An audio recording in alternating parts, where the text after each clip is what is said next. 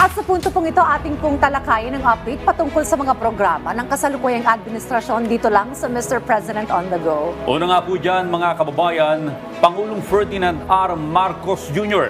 nais na maging fully digitalized ang lahat ng serbisyo ng gobyerno, lalo na sa sektor ng kalusugan. Ito ay para masiguro yung mabilis at epektibong paghatid ng serbisyo. Partikular na nga po yung binanggit ng ating Pangulo sa State Insurer Philippine Health Insurance Corporation o PhilHealth, kung saan nakita nito na 200 patients ang nakapila para sa pagproseso ng mga dokumento na nagtatagal ng 2 oras para matapos. Ayon po sa ating Pangulong Marcos Jr., digitalization lamang ang sagot dito.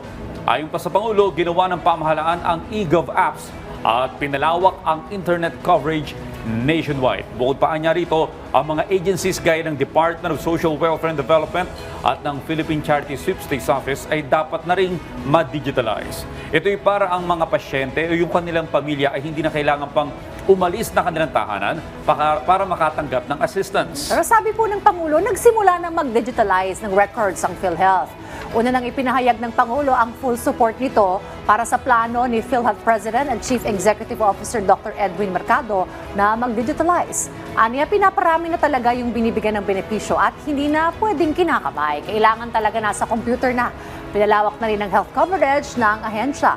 Isa pa sa serbisyong medikal na handog po ng administrasyon ay ang bagong urgent care ambulatory service o yung Bukas Centers. Isang 24-hour health center na nagbibigay ng ambulatory medical and surgical care services sa mga Pilipino. Ito para hindi na kailangan pumunta pa sa malalaking ospital.